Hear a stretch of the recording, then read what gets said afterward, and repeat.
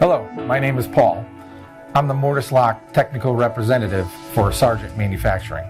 Today, I'm going to show you how to change the handing of an 8200 series mortise lock. This also applies to our 9200, 7800, and 7900 series mortise locks.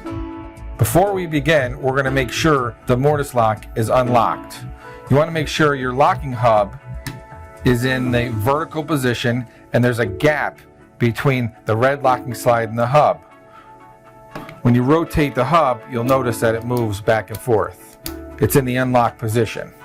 You need to make sure that the red locking slide is on the secure side of the door. In this case, we're going to be changing it to the other side. First, you're going to want to take a flat blade screwdriver and push in the red locking slide until it rotates to the other side of the lock.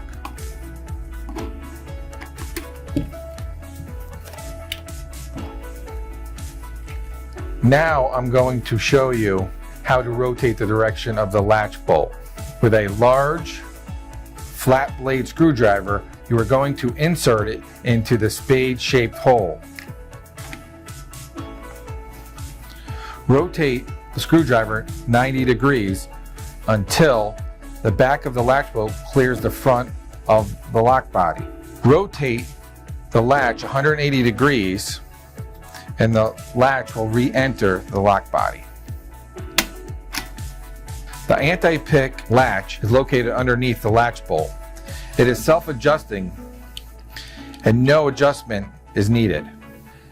And that's how you change the handing of our 8200 series mortise lock.